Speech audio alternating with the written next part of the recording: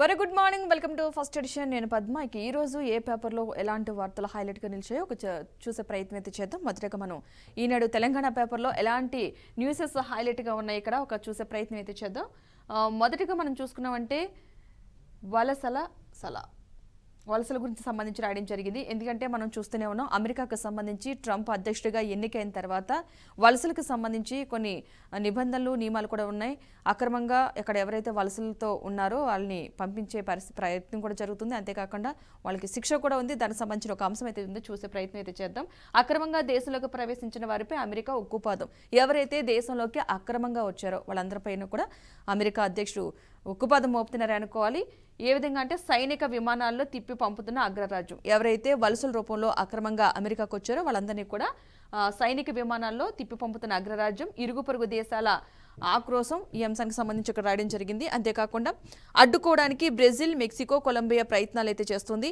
ఆంక్షల కొరడాతో దారికి తెచ్చుకుంటున్న ట్రంప్, గురుద్వారాల్లో తనిఖీలపై సిక్కుల మండిపాటు, బయట పార్ట్ టైం ఉద్యోగాలు చేయడానికి జంకుతున్న విద్యార్థులు. మనం అనుకున్నట్టుగానే ఫస్ట్ డొనాల్డ్ ట్రంప్ అమెరికా అధ్యక్షుడిగా ప్రమాణ స్వీకారం చేసిన రోజు నుంచి కూడా కొన్ని ఆంక్షలు విధించడం అయితే జరుగుతుంది. అక్రమ వలసదారులకు సంబంధించి కావచ్చు, ఇక్కడ ఎవరైతే వచ్చారో వాళ్ళందరినీ తిప్పి పంపే ప్రయత్నం జరుగుతుంది. దానికి సంబంధించి ఇరుగు పొరుగు దేశాలు చాలా ఆగ్రహత వ్యక్తం చేస్తున్నాయి. ఎస్పెషల్లీ బయట అంటే చదువుకుంటానికి వెళ్ళిన విద్యార్థులు ఎవరైతే ఉన్నారో వాళ్ళందరూ కూడా అక్కడ పార్ట్ టైం జాబ్స్ చేస్తూ ఉంటారు కొంతమంది, మనీ సరిపోక. సో అలాంటి విద్యార్థులు అయితే ఇప్పుడు భయపడుతున్నారు. ఇన్ కేసు అలా పార్ట్ టైం జాబ్ చేస్తూ ఏమైనా పట్టుపడితే శిక్ష ఉంటుందా, లేదంటే వాళ్ళు చదువుకున్న ఎడ్యుకేషన్కి అడ్డుపడుతుందా అన్న ఒక భయంతో అయితే ఉన్నట్టుగా తెలుస్తుంది. దానికి సంబంధించి కొంచెం ఇన్ఫర్మేషన్ అయితే ఇక్కడ రాయడం జరిగింది.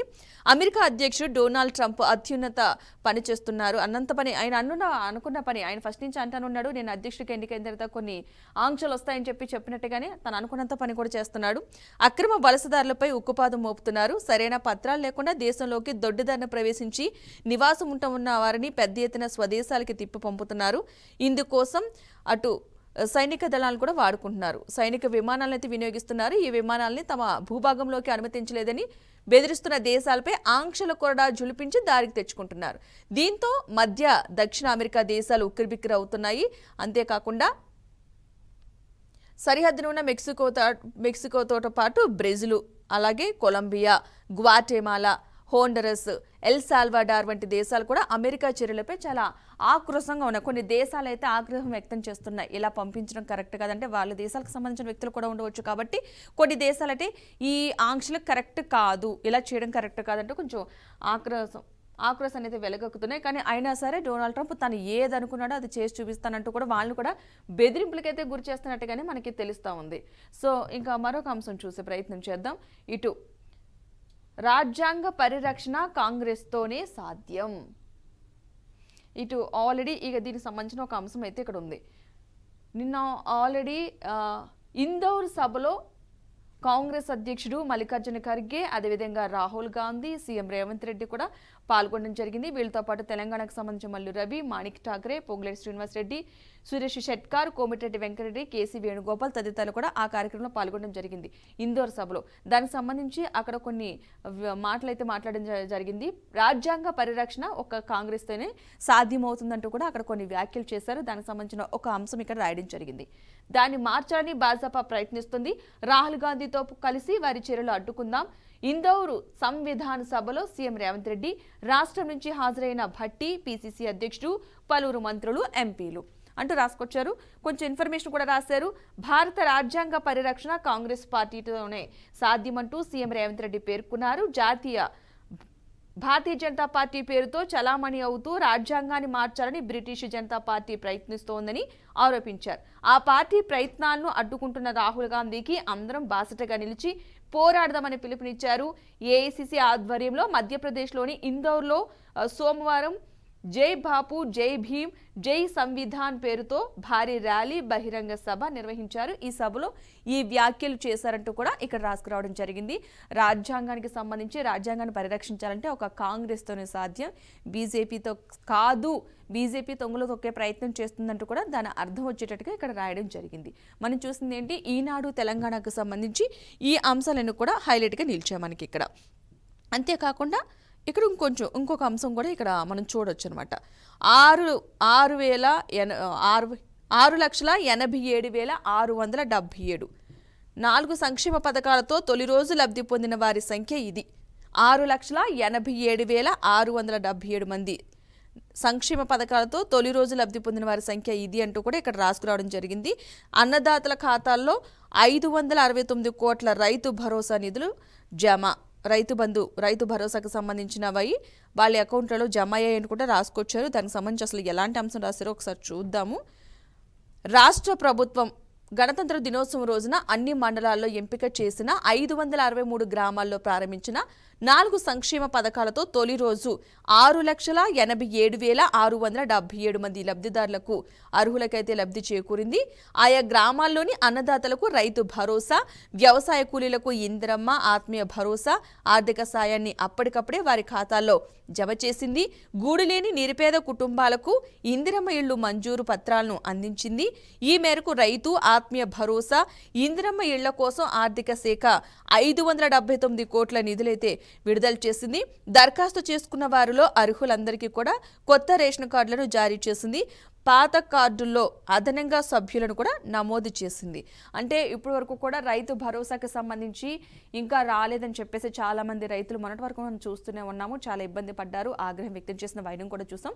నిన్న అంటే 26వ తారీఖున గణతంత్ర దినోత్సవం సందర్భంగా ఆ రోజుకు సంబంధించి మొత్తంగా టోటల్గా లబ్ధిదారులు 6,87,677 మంది లబ్ధిదారులు అటు రైతు భరోసాకు సంబంధించి కావచ్చు, ఇందిరమ్మ ఇళ్లకు సంబంధించి కావచ్చు, కొత్త రేషన్ కార్డుల మంజూరికి సంబంధించి కావచ్చు, లేదంటే పాత రేషన్ కార్డులో ఎవరి పేరైనా ఎక్స్ట్రాగా నమోదు అవ్వాలంటే వాటికి సంబంధించి కూడా కొంతమంది లబ్ధిదారులకు అలాంటి అందజేయడం జరిగింది. ఎస్పెషల్లీ రైతు భరోసాకి సంబంధించి రైతుల ఖాతాలో కూడా అమౌంట్ జమ చేయడం జరిగిందని చెప్పేసి చెప్పుకొచ్చారు ఇక్కడ.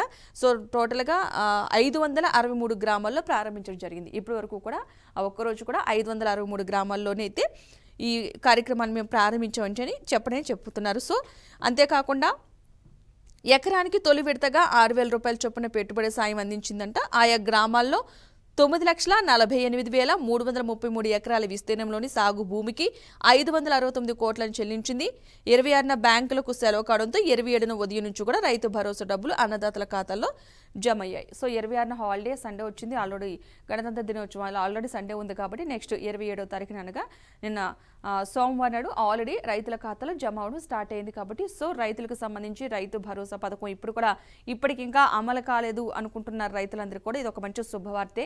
ఈ నిన్నటి నుంచి కూడా ప్రతి ఒక్క అంటే స్టార్ట్ అయింది కాబట్టి రైతు భరోసా పథకం అమలు అవడం స్టార్ట్ అయింది కాబట్టి కొంచెంగా ప్రతి ఒక్కరికి కూడా అతి త్వరలోనే చేరువయ్యే అవకాశాలు ఉన్నట్టుగా కూడా అర్థమవుతుంది మన ఈ అంశాన్ని బట్టి.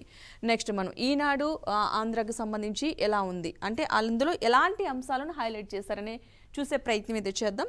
సేమ్ దీనికి సంబంధించి కూడా ఈనాడు ఆంధ్రప్రదేశ్ పేపర్కి సంబంధించి కూడా సేమ్ అంతే. అమెరికా అక్రమంగా దేశంలోకి ప్రవేశించిన వారిపై అమెరికా ఉక్కుపాదం. సేమ్ మనం ఇంతకుముందు డిస్కస్ చేసిన అంశంలాగే ఆల్రెడీ ఆ పేపర్లో వచ్చింది కూడా ఇదే.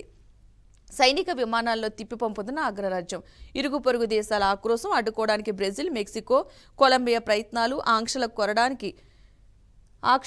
కొరడాతో దారికి తెచ్చుకుంటున్న ట్రంప్, గురుద్వారాల్లో తనిఖీలపై సిక్కుల మండిపాటు, బయట పార్ట్ టైం ఉద్యోగాలు చేయడానికి జంకుతున్న విద్యార్థులు. సేమ్ మనం అనుకున్న టాపిక్ ప్రకారమే అమెరికాకు సంబంధించి ఆంక్షలు అయితే ఒక్కొక్కటిగా కూడా అమలవుతున్న వైనం అయితే ట్రంప్ అనుకున్నట్టుగా తను అన్నట్టుగా కూడా ఆంక్షలు అయితే అమలు చేస్తున్నట్టుగానే మనకు అర్థమవుతుంది.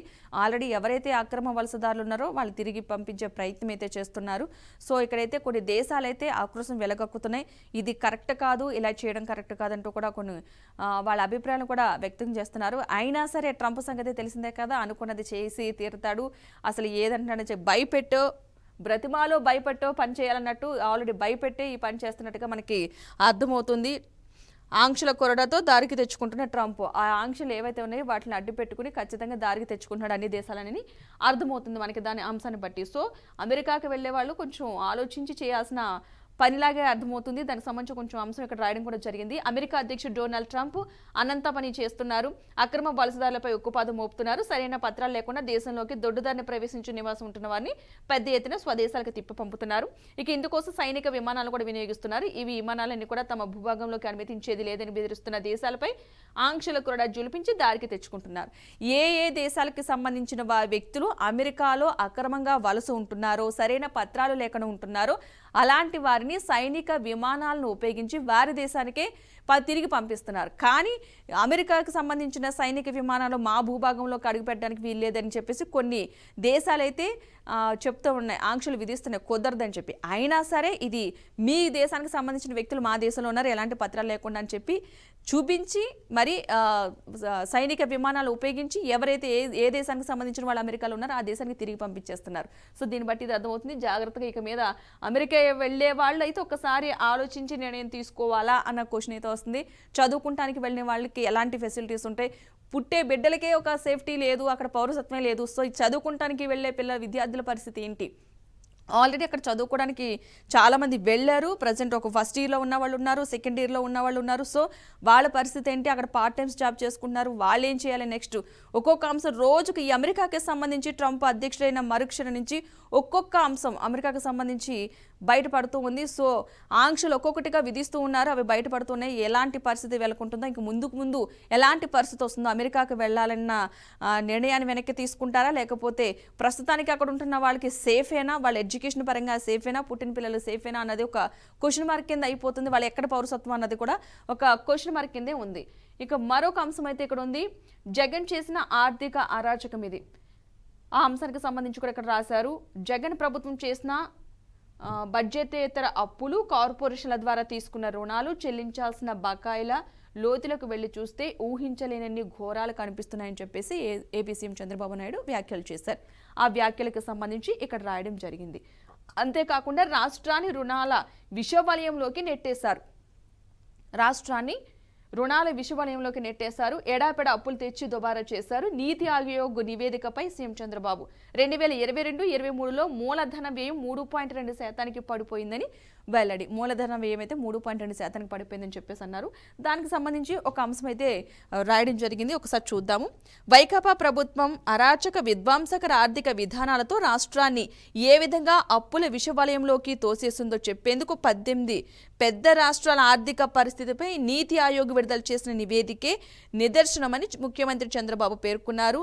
జగన్ ప్రభుత్వం రాష్ట్రాన్ని మరో శ్రీలంకలా మార్చేస్తోందని అప్పట్లో తాము వ్యక్తం చేసిన ఆందోళనకు ఈ నివేదిక అద్దం పట్టిందని అన్నారు. నీతి ఆయోగ్ రూపొందించిన ఆర్థిక ఆరోగ్య సూచీ నివేదిక 2025లోని ముఖ్యాంశాలను విశ్లేషిస్తూ 2014-2015 నుంచి రాష్ట్ర ఆర్థిక పరిస్థితి ఎలా ఉంది, 2018-2019 నుంచి, అదేవిధంగా 2023-2024 మధ్య ఇక జగన్ ప్రభుత్వ హయాంలో అది ఎలా క్షీణిస్తూ వచ్చిందో సోమవారం సచివాలయంలో ఆయన విలేకరులను వారికి వివరించడం జరిగింది. 5 ఏళ్లలో ఎడాపెడా లక్షల కోట్ల అప్పులు చేసేసి నా జగన్ ప్రభుత్వం మూలధన వ్యయంపై అతి తక్కువ ఖర్చు పెట్టడం ద్వారా రాష్ట్రాన్ని ఆర్థిక అస్థిరతలోకి నెట్టేసిందని నీతి ఆయోగ్ పేర్కొన్నట్లుగా చంద్రబాబు చెప్పారు. ఒక 2022-23లో రుణంగా తెచ్చిన 67,985 కోట్లతో కలిపి 2.25 లక్షల కోట్లు ఖర్చు పెడితే దానిలో మూలధన వ్యయం 7,244 కోట్లు. అంటే గత ప్రభుత్వ హయాంలో అనవసరంగా రుణాలు తీర్చారు, కానీ ఆ రుణాలకు సంబంధించి ఎక్కడ పెట్టుబడులు పెట్టారు, తీసుకొచ్చిన రుణాలను దేనికి సద్వినియోగం చేశారు, దానికి ఒక క్లారిటీ అయితే లేదు. కాకపోతే అప్పులు మాత్రం బీభత్సంగా తీసుకొచ్చారు. దానివల్ల ఇప్పుడు ఇబ్బందులు ఎదుర్కోవాల్సి వస్తుందని చెప్పేసి ప్రజెంట్ ఉన్న ఏపీ సీఎం చంద్రబాబు నాయుడు వ్యాఖ్యానించడం జరిగింది. నిన్న ఆల్రెడీ ప్రెస్ మీట్లో ఈ వ్యాఖ్యలన్నీ కూడా చేయడం జరిగింది. ప్రస్తుతం ఏపీ పరిస్థితి ఎలా ఉంది అంటూ కూడా కొన్ని వ్యాఖ్యలు అయితే రావడం జరిగింది. గత ప్రభుత్వ హయాంలో చేసిన అప్పులకు సంబంధించే ఇప్పుడు ప్రస్తుత పరిస్థితి ఉంది. సో దానికి ఒక క్లారిటీ లేదు.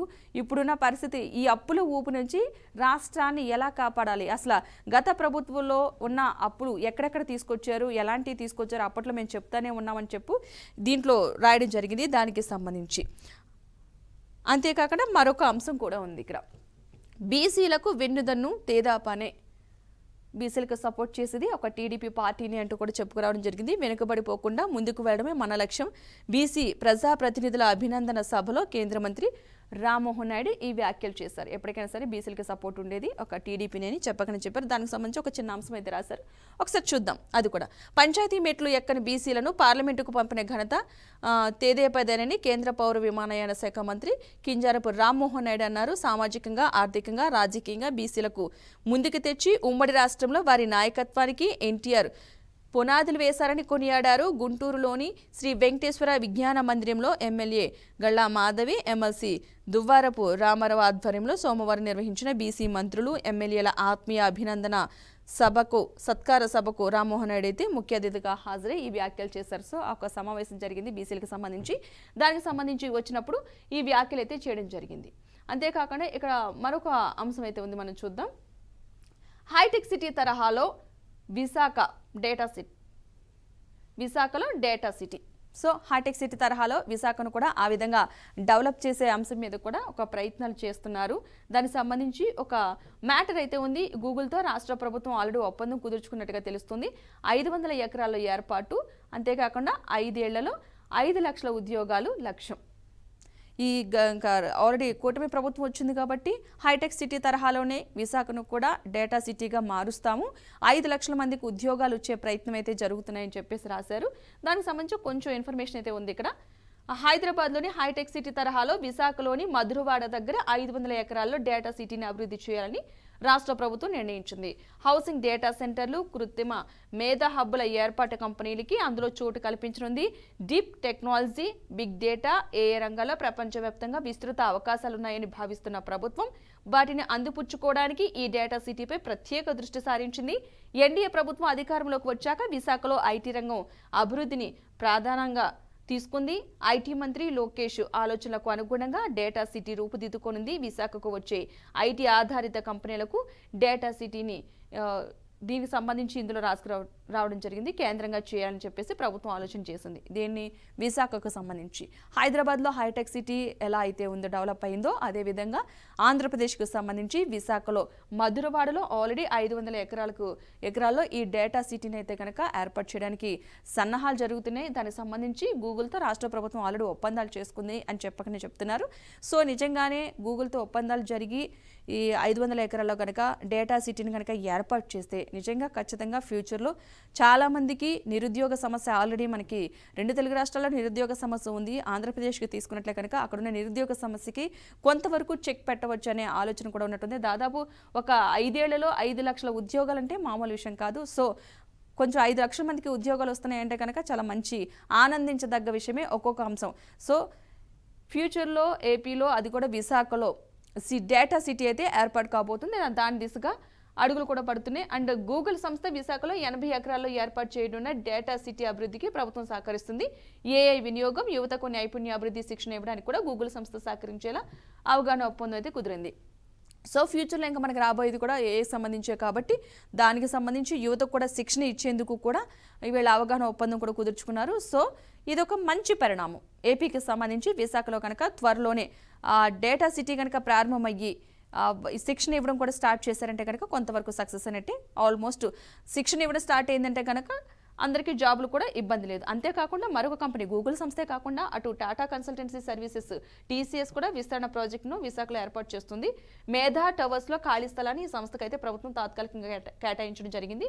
90 రోజుల కార్యకలాపాలు అయితే ప్రారంభించనుంది. సో ఆల్రెడీ ఒకటి గూగుల్ సంస్థకి, 2 టాటా కన్సల్టెన్సీ సర్వీసెస్కి TCSకి కూడా ఆల్రెడీ 2 కంపెనీలతో ఒప్పందాలు కుదుర్చుకుందంటే సో చాలామంది నిరుద్యోగులకు ఇది ఒక గుడ్ న్యూస్ అవుతుంది అనమాట. ఎవరు చాలామంది ఉన్నత చదువులు చదివి ఖాళీగా ఉన్న నిరుద్యోగులు చాలామంది అయితే ఉన్నారు. సో అలాంటి వారందరికీ కూడా వాళ్ళు నాలెడ్జ్కి తగ్గట్టు అనుకోవచ్చు. సో ఒక నిరుద్యోగ సమస్యను రూపమాపడానికి కూడా అనుకోవచ్చు. ఇది ఒక మంచి గుడ్ న్యూస్ నిరుద్యోగులందరికీ కూడా. సో రెండోది కూడా విశాఖపట్నం అదే విధంగా డెవలప్ అవడానికి కూడా ఇంకొంచెం డెవలప్ అవడానికి ఆల్రెడీ ఎలాగైతే హైదరాబాద్కి సంబంధించి హైటెక్ సిటీ ఒక ఏరియాగా ఉండిపోయిందో అలాగే విశాఖకు సంబంధించి అతి త్వరలో మధురవాడ ఏరియా అనేది కూడా ఒక హైటెక్ సిటీ మోడల్లో కూడా ఒక డేటా సిటీగా మారబోతుందని అర్థమవుతుంది దీనికి సంబంధించి. ఇక మరొకటి నెక్స్ట్ మనం అసలు ఈ ఏపీ ఈనాడు ఆంధ్రప్రదేశ్ తెలంగాణకి సంబంధించిన ఒక న్యూస్ చూసాం కదా. ఇప్పుడు సాక్షి పేపర్ని చూసే ప్రయత్నం చేద్దాం. అసలు ఇందులో ఎలాంటి అంశాలు వచ్చినాయి అంటే ఏపీకి సంబంధించి సాక్షిలో వచ్చే అంశాలు మనకి దీనికి రివర్స్లో వస్తాయి కాబట్టి సో కొన్ని అంశాలు అయితే చూద్దాం ఇక్కడ ఏం జరుగుతుంది అన్నది. మనం అనుకున్నట్టుగానే ఇక్కడ ఒక అంశం ఉంది. అటు సూపర్ 6 ఇవ్వలేం, ప్రజలందరికీ విజ్ఞప్తి చేస్తున్నా అందరూ అర్థం చేసుకోండి. నీతి ఆయోగ్ నివేదికపై ప్రజెంటేషన్లో సీఎం చంద్రబాబు వ్యాఖ్యలు. సీఎం చంద్రబాబు కొన్ని వ్యాఖ్యలు కూడా చేయడం జరిగింది. ప్రస్తుతం రాష్ట్రం అప్పుల కూపంలో ఉంది, ఎక్కడి నుంచి రుణం తీసుకురావాలి, అసలు పరిస్థితులు ఏంటి, సో ఈ పథకాలకు సంబంధించి కొంచెం ఆలస్యమయ్యే అవకాశం ఉంది కానీ ఎప్పటికైనా సరే తీరుస్తామని చెప్పి వ్యాఖ్యలు చేయడం అయితే వాస్తవం. సో దానికి సంబంధించి ఇందులో ఎలా రాశారో ఒకసారి చూద్దాం. ఆల్రెడీ ప్రజలందరికీ విజ్ఞప్తి చేస్తున్నా అని చెప్పేసి. సో ఇది ఎలాగైనా బాబు చేస్తారని నమ్మి ఓట్లు వేశాం కదా అనే ఫీలింగ్లో జనం వెళ్తున్నారు. అందుకే వాస్తవాలను వెల్లడించి వారికి అవగాహన కల్పిస్తున్నా. ఆర్థిక వ్యవస్థను గాడిన పెట్టేందుకు 9 ఏళ్లు పడుతుండడంతో 10 ఏళ్లు పడుతుందో చెప్పలేం. ఈ గాడిన పడడానికి రాష్ట్రం ప్రజెంట్ సంపద సృష్టించి వృద్ధి రేటు 15% పెరిగితేనే సూపర్ 6 హామీల అమలు. గత ప్రభుత్వంపై నిందలు వేస్తూ హామీల ఎగవేతకు పక్కా ప్రణాళికతో బాబు అడుగులు. గత ప్రభుత్వంపై నిందలు వేస్తూ హామీల ఎగవేతకు పక్కా ప్రణాళికతో బాబు అంటే సూపర్ 6 పథకాలకు సంబంధించి చంద్రబాబు నాయుడు ఆల్రెడీ కొన్ని వ్యాఖ్యలు చేశారు. కొంచెం పరిస్థితి బాగాలేదు, సద్దుమణిగిన తర్వాత పథకాల అమలు ప్రయత్నం చేస్తాం, ఎట్టి పరిస్థితుల్లోనూ అమలు చేసి తీరుతామని చెప్పి అక్కడి నుంచి వచ్చింది. సో ఎగవేత దృష్టిలోనే ఈ వ్యాఖ్యలు చేశారంటూ కూడా ఇటు సాక్షులు అయితే రాసుకురావడం జరిగింది. దానికి సంబంధించి కొంచెం ఇన్ఫర్మేషన్ కూడా ఇక్కడ ఉంది. తల్లికి వందనంపై ఇక తర్జన భర్జన లేదు. 46 లక్షల మంది తల్లులకు షాక్. అన్నదాత సుఖీభావపై ఆలోచనే అనవసరం. 54 లక్షల మంది రైతన్నల్లో నిర్వేదం. ఆడబిడ్డ నిధి కింద ఏటా 18,000 సాయం గల్లంతే. 1.80 కోట్ల మంది అక్క చెల్లెమ్మల ఆక్రందన. నిరుద్యోగ భృతి నీటిపాలేనని కోటి మంది యువతులు తీవ్ర ఆందోళన. సూపర్ 6లు 7లు ఇక గాలిలో కలిసినట్లే. ఎందుకంటే సూపర్ 6లు కావాలంటే ఏపీ అభివృద్ధి రేటు 15% పెరగాలి. అందుకే విజన్ 2047 డాక్యుమెంట్లను ఇంట్లో భద్రంగా దాచుకోమని తనను నమ్మి ఓట్లు వేసిన ప్రతి ఒక్కరికి సీఎం చంద్రబాబు పరోక్షంగా చెప్పేశారు. ప్రెస్ మీట్ సాక్షిగా వారిలో ఏమూలో దాగిన ఆశలను పటాపంచులు చేశారు. ఎప్పటికైనా సరే ఈ సూపర్ 6 హామీలన్నీ అమలవుతాయని చెప్పుకున్న వారి ఆశలు అడియాసలు చేశారంటూ కూడా ఇక్కడ రాసుకురావడం జరిగింది. అంటే ఇక మీద సూపర్ 6 పథకాలకు సంబంధించి ఆల్రెడీ 2 పథకాలు అయితే అక్కడ అమలవుతున్నాయి. మిగిలిన వాటికి సంబంధించి క్వశ్చన్ మార్కే అని చెప్పకనే చెబుతున్నారు. సో వీటికి సంబంధించి ఆల్రెడీ నేను ప్రెస్ మీట్కి సంబంధించి చంద్రబాబు నాయుడు మాట్లాడడం జరిగింది. దానికి సంబంధించి సాక్షులు ఈ విధంగా రాయడం అయితే జరిగింది. మరొక అంశం కూడా చూద్దాం. మరో బాధుడంట. 1వ తేదీ నుంచి ఆస్తి విలువలు 40 నుంచి 50% పెంపు. సో అంటే ఏపీకి సంబంధించి ఇంకా మరో బాధుడనే అనుకోవాలి. 40 నుంచి 50% పెంపని. సో ఈ అంశానికి సంబంధించి కొంచెం చూద్దాము, చూసి అసలు ఏం రాశారో. 1వ తేదీ నుంచి ఆస్తి విలువ 40 నుంచి 50% పెంపు. ఆదాయార్జన లక్ష్యంగా సర్కారు అడుగులు. పట్టణ ప్రాంతాల్లో షాక్ కొట్టనున్న రిజిస్ట్రేషన్ల ఛార్జీలు క్లాసిఫికేషన్ మార్చి ప్రాంతాల వారీగా పెంపు. నిర్మాణ విలువలు సైతం పెరుగుదల. రేకుల షెడ్లపైన వడ్డన. రాజధాని అమరావతికి మాత్రం మినహాయింపు. అంటే ఆల్రెడీ రిజిస్ట్రేషన్ ఫీజులు పెరుగుతున్నాయి. లాస్ట్ ఇయర్ కూడా పెరిగింది. సో ఈసారి కూడా ఇంకొంచెం ఎక్కువ పెరిగే అవకాశాలు ఉన్నాయని చెప్తున్నారు. హామీల అమలును అటకెక్కించిన కూటమి సర్కార్ ప్రజలపై పెనుభారాలు మోపుతోంది. ఇప్పటికే 15,000 కోట్లకు పైగా విద్యుత్ ఛార్జీల బాధుడితో జనం నడ్డివిరవగా తాజాగా స్థిరాస్తి విలువలను అమాంతం పెంచేందుకు రంగం సిద్ధం చేసింది. రాజధాని అమరావతి మినహా రాష్ట్రంలోని అన్ని ప్రాంతాల్లో ఆస్తుల విలువలను సవరించింది. భూముల విలువతో పాటు నిర్మాణాల విలువలను పెంచనుంది. రేకుల షెడ్లు, పూరిళ్లు, పెంకుటేళ్లతో పాటు గోడలు లేని ఇళ్లు విలువలు కూడా పెంచేసింది. వచ్చే నెల 1వ తేదీ నుంచి పెరుగుదల అమల్లోకి రానుంది. ఈ మేరకు అన్ని సబ్ రిజిస్టర్ కార్యాలయాల పరిధిలో ఆస్తుల విలువల సవరణకు సంబంధించిన ప్రక్రియ పూర్తయింది. జిల్లా జాయింట్ కలెక్టర్ల నేతృత్వంలోని కమిటీలు సవరించిన విలువలను ఇప్పటికే ఆమోదించాయి. అన్ని కార్యాలయాల్లో పెరిగిన విలువల అప్లోడ్ పనులను వేగంగా చేపట్టాలని ఫిబ్రవరి 1వ తేదీ నుంచి కూడా ఆస్తి విలువ 40 నుంచి 50% వరకు కూడా పెరిగే అవకాశం ఉందని చెప్తున్నారు. అంటే ఆల్రెడీ కరెంటు బిల్లులతో ఏపీ ప్రజలు ఒక కరెంటు బిల్లుకి సంబంధించి ఎంత ఎక్కువగా వస్తుందో చెప్తూ ఉన్నారు. దానికి తోడు మరి ఇది ఇప్పుడు ఒకటి రిజిస్ట్రేషన్ ఫీజు పెరగడమే కాకుండా ఉన్న స్థిరాస్తుల వాల్యూ కూడా పెరుగుతుంది. సో ఫ్యూచర్లో అమ్మే వాళ్ళకి ఆనందం అయితే కొనే వాళ్ళకి కన్నీరులాగా అనిపిస్తుంది ఈ ఆస్తి విలువలో పెరగడం గురించి. సో చూద్దాం ఇంకా ముందు ఎలాంటి మార్పులు చేర్పులు ఉంటాయో. ఇప్పుడు ఒక చిన్న బ్రేక్ తీసుకుని మిగిలిన 2 పేపర్స్ కూడా చూద్దాం. ఇప్పుడు ఒక స్మాల్ బ్రేక్.